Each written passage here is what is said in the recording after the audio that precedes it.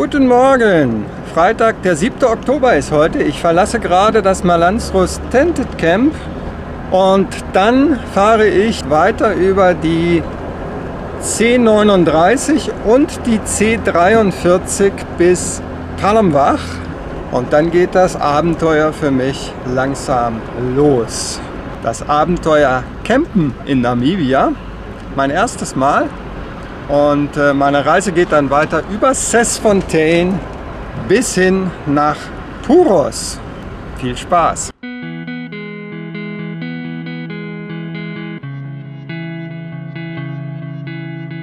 Die D2612 ist hier frisch geteert. Das war letztes Jahr noch nicht so und die Teerstraße führt jetzt ziemlich genau bis zur Einfahrt zum Malanzrus Tented Camp. Ist eine schöne Teerstraße natürlich, aber irgendwie war es vorher auch schön mit einer für Namibia typischen Gravel Road hier in dieser tollen Gegend.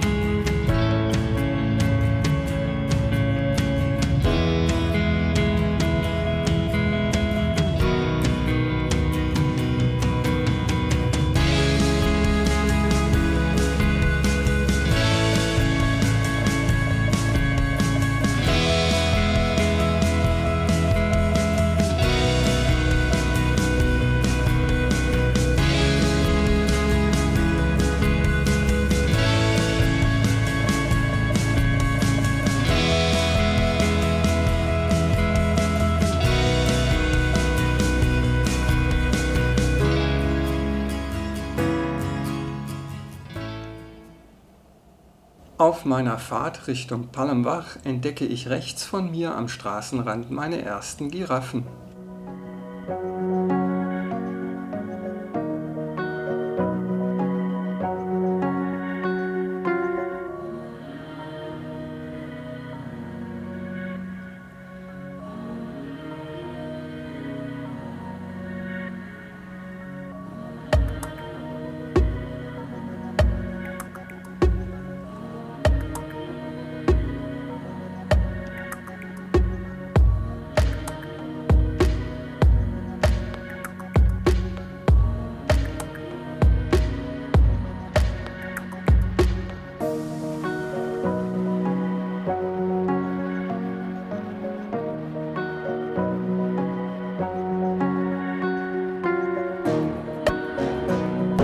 So, ich habe jetzt gerade Palembang verlassen. Das ist ja nur eine ganz kleine Siedlung, aber dort gibt es ein Kontrolltor.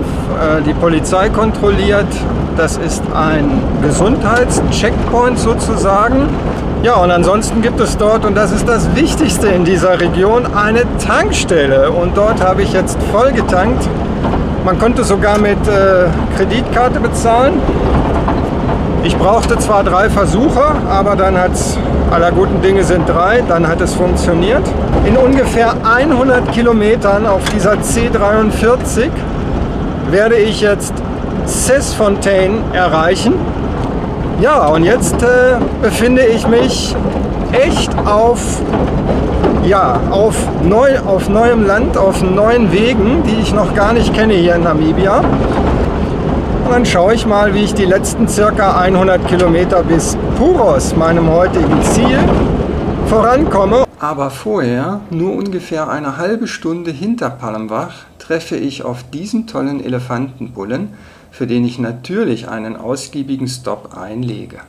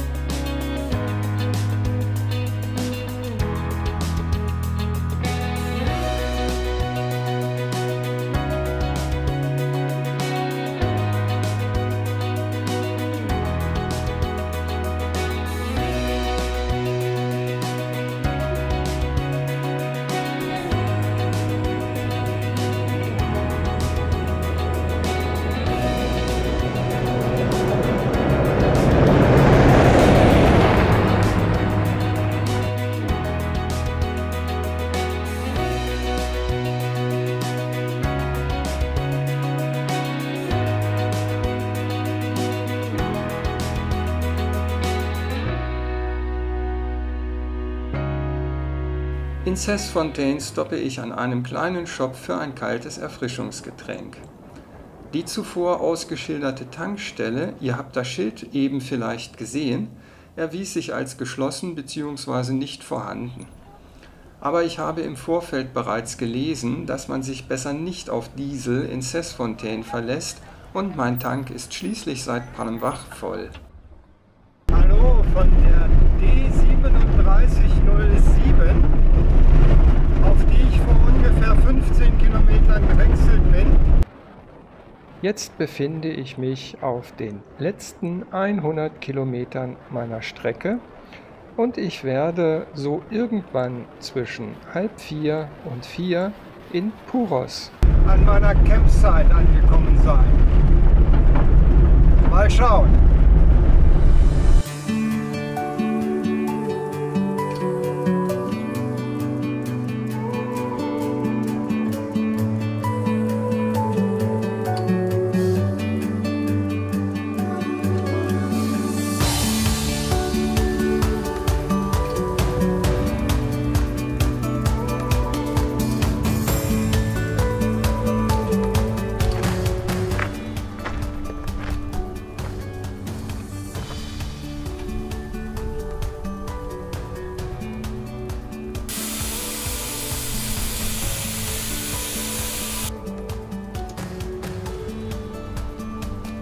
Ja, dieses kleine Ding hier, das ist echt Gold wert.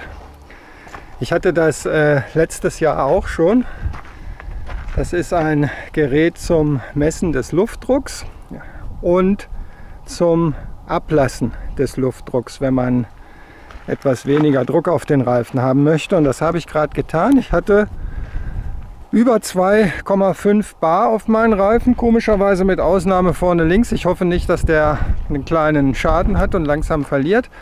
Und habe jetzt die Reifen alle so auf knapp unter 2 Bar den Reifendruck reduziert, weil die Straße doch jetzt zunehmend schlecht ist hier, schlecht wird, diese D3707, und mit etwas weniger Druck auf den Reifen spürt man dann diese ganzen Bodenwellen nicht so. Sollte ich später, morgen, übermorgen in Tiefsand kommen, kann ich noch weiter reduzieren.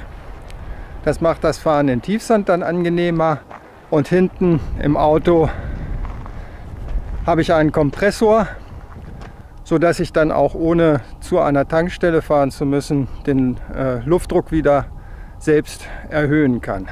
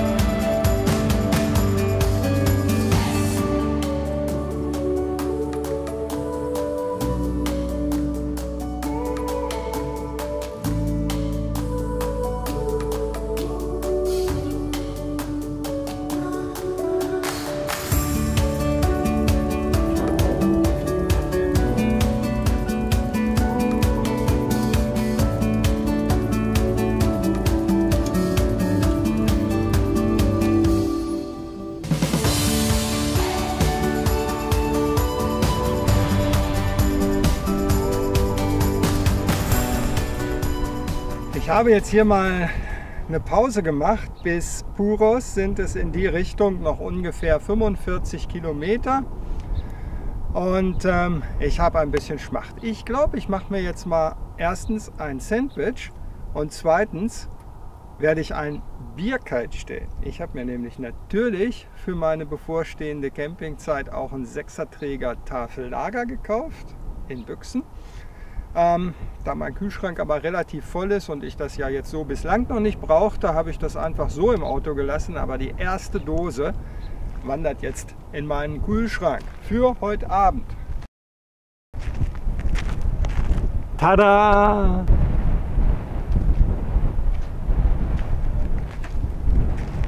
So, voilà, so schnell geht das. Ein Sandwich, Tomate dabei, wunderbar.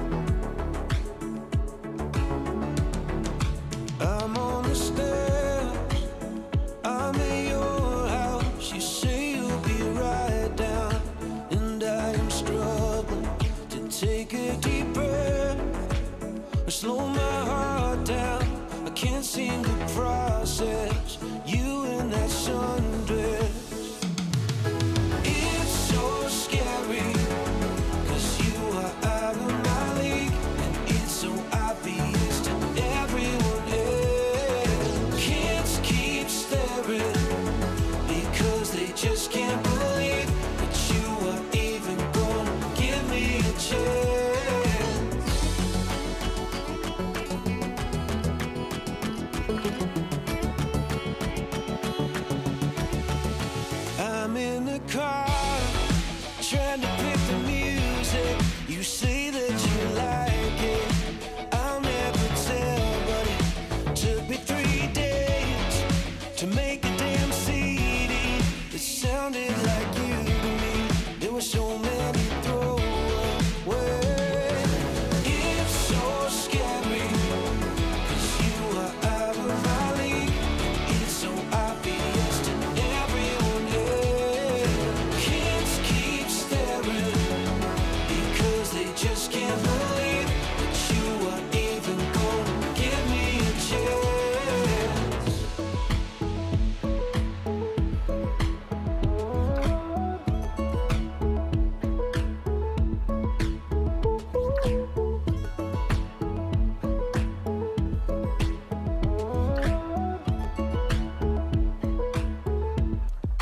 I'm on the stairs, I'm at our house. You say you'll be right down, and I am struggling to take a deep breath.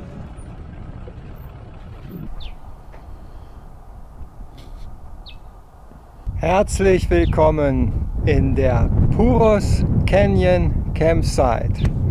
Fantastisch, schaut euch diese Umgebung an.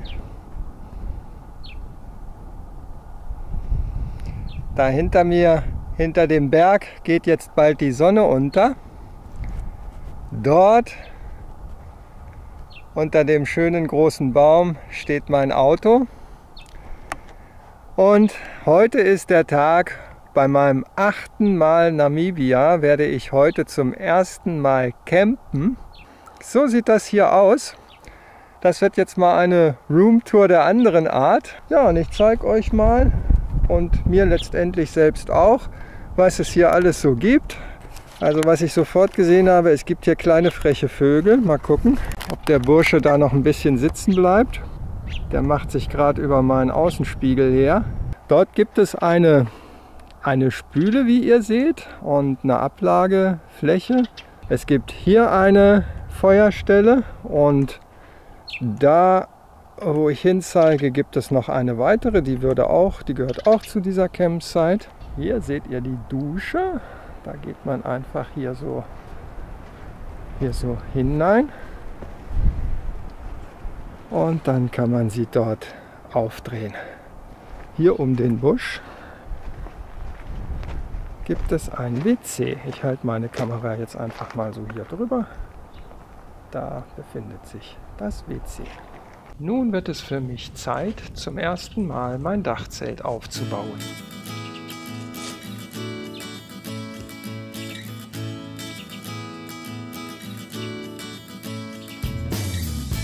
So, das war's.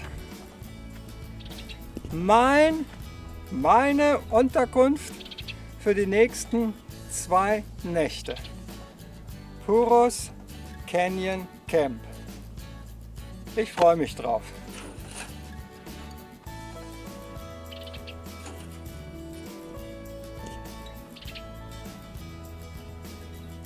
Wunderbar. Diese Birdies. Ihr macht mir noch meine ganzen Spiegel kaputt. Verdammt nochmal. Was soll denn das? Schluss.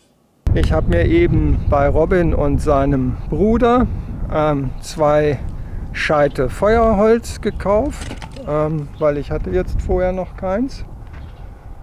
Und hoffe, dass ich dann nachher, oder dass es mir gelingen wird, nachher hier ein Feuer anzumachen.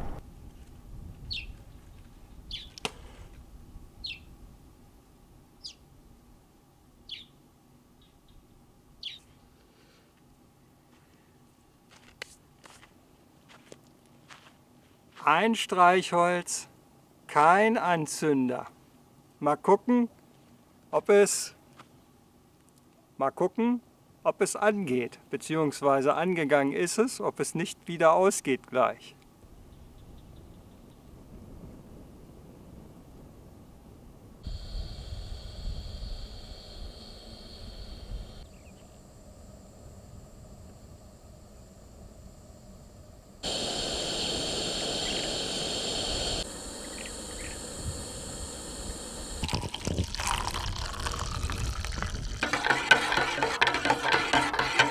Hatte ich schon einmal erwähnt, dass Instant-Kaffee nirgendwo so gut schmeckt wie in Afrika? In diesem Sinne, guten Morgen. Heute ist Samstag, der 8. Oktober. Und heute werde ich am Vormittag eine Canyon-Tour bis hin zur engsten Stelle des Puros Canyons unternehmen. Jetzt kann es losgehen. Jetzt werde ich hier meine Campsite vorübergehend verlassen, werde vorne an der Rezeption den Robin einsammeln und dann bin ich gespannt, wie der Puros Canyon aussieht, was man dort für Eindrücke gewinnt und ja, freue mich auf die nächsten Stunden. Zu Beginn leitet mich Robin durch Puros und nach kurzer Zeit erblicken wir zum ersten Mal das Wasser des Hoarusip-Flusses.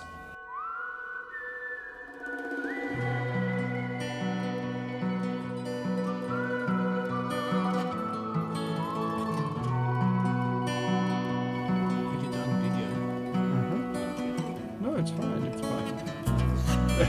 It's good to have you, your eyes to assist me. Oh.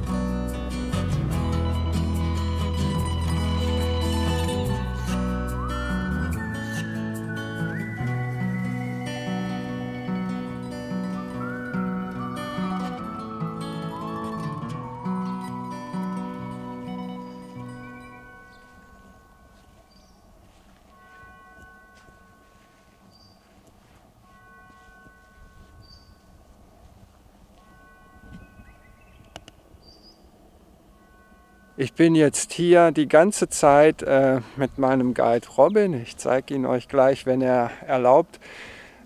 Hier in diesen Canyon gefahren und wir haben den Hoarusip River mehrere Male gequert. Das hier ist die Stelle, die ich auch schon in einigen Videos zuvor gesehen habe, was mich inspiriert hat, selber hier an diesen tollen Platz zu kommen.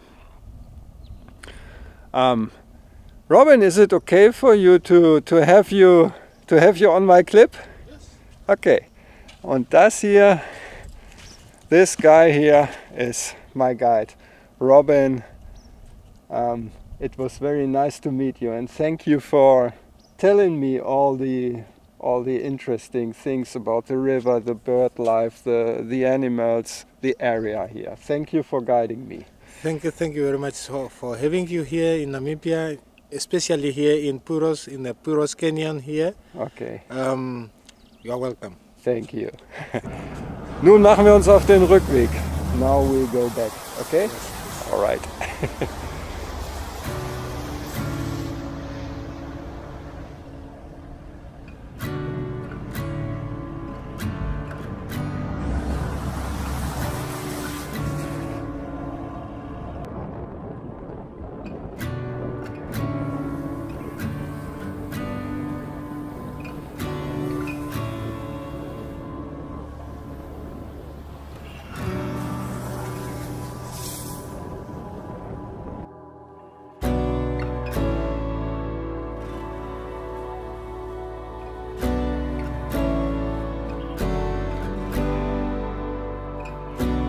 Zum Ende unserer Rückfahrt führt mich Robin durch sandiges, dünenähnliches Gelände. Er sucht den Elefanten, dessen Fußabdrücke wir auf dem Hinweg deutlich im Sand erkennen konnten und die frisch waren. Wir finden ihn nicht, aber dafür diese schöne, große Giraffe.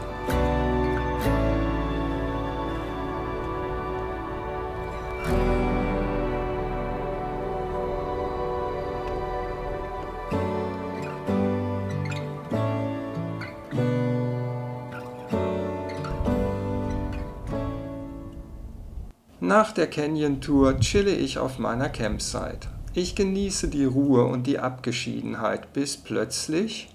Ich bekomme gerade Besuch auf meiner Campsite.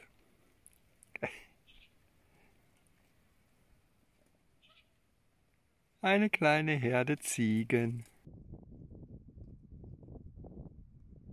Die Ziegen sind wegen dieser Frucht gekommen, die hier von den Bäumen fällt. Das ist wohl eine ihrer Leibspeisen und auch die Elefanten mögen das gerne fressen, habe ich mir von Robin sagen lassen. Danach fahre ich Robin in die Berge zu seiner Frau, seinen Kindern und seinen Ziegen. Er ist glücklich darüber, denn so kann er 2 20-Liter-Kanister Frischwasser mitnehmen. Der Robin, ganz netter Mann. Er gehört zum Stamm der Himba und er ist jetzt hier in die Berge gefahren, weil er jetzt für einige Tage, vielleicht sogar Wochen, hier oben die Ziegen hütet. Ja, er hat sich sehr gefreut, dass ich ihn hier hochgefahren habe, weil so konnte er seine beiden großen Wasserkanister mitnehmen. Ich habe nochmal mit ihm gesprochen. Zu Fuß hätte er die nicht mitnehmen können, dann wäre er ohne Wasser hier hochgegangen und so hat er jetzt 2 große 20-Liter-Kanister Wasser und ja, das ist super. Jetzt fahre ich wieder zurück, folge meinen eigenen Spuren im Sand. Ich lasse den Tag entspannt an meinem Lagerfeuer enden und freue mich auf das, was kommt. Let's deal with the